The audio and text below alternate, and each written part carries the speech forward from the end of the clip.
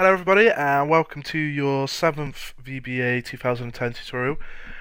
This tutorial is going to go into a bit more into variables and also further into numerical operators.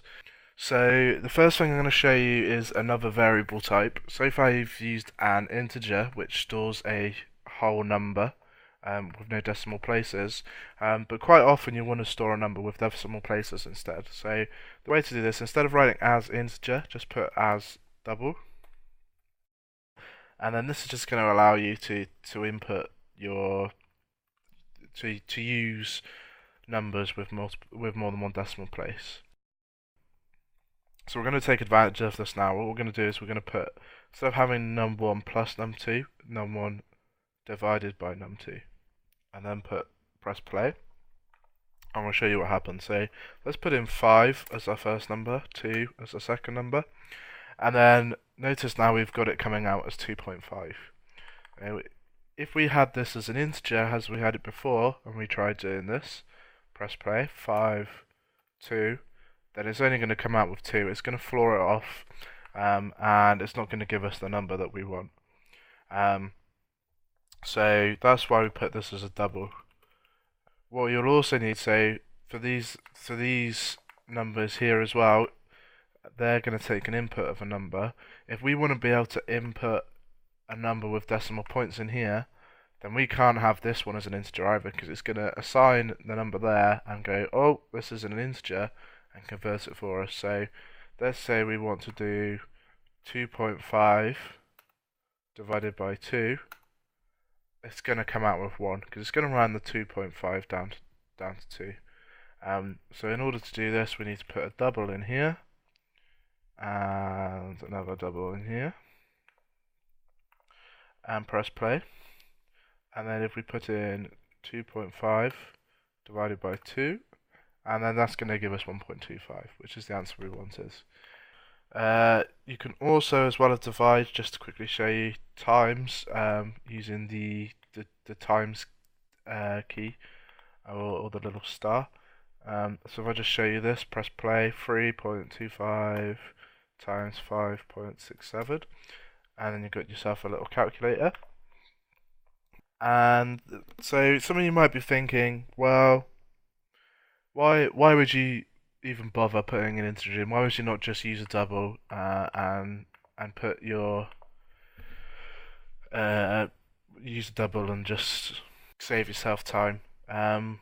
Well, there's quite a few times when you'd want it to floor off your number, but also a double takes up more memory. So if you're looking to make your programs run quicker, then doubles will run a lot faster, especially on slower computers.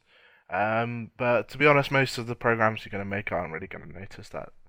The other thing I want to show you is just the order of the operations within your declarations. So this here, at the moment, equals always goes last, so the assignment operator is always going to go last.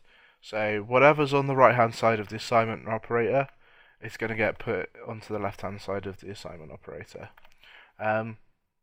Within this section here, it's always going to take the same rules as normal mathematics. So for those that haven't heard of this, so BODMAS. So what this means is brackets over division, multiplication, addition, subtraction. So all this means is anything in brackets gets done first, then it's followed by anything that has a division, then a multiplication, then any additions, and then any subtraction. So if we had minus 5 at the end here, then it's going to do our brackets first. We've got no brackets. It's then going to do our multiplications and divisions. So we've got our multiplication here, so it will times these two numbers together, and it will then subtract 5 afterwards because that comes last. So this is going to make quite a big difference. So let's say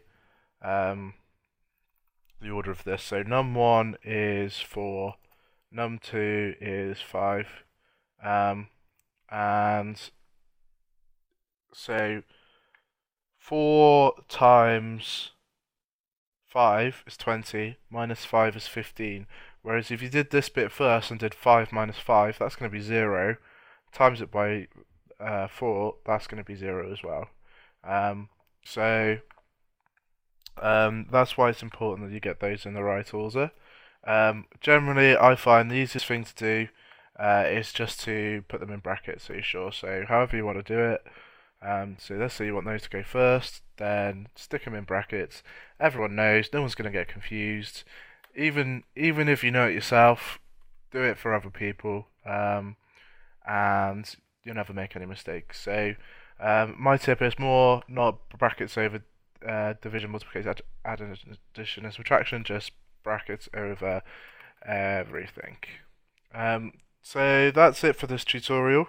Hope to catch you in future tutorials, and in the next one we're going to be going into strings.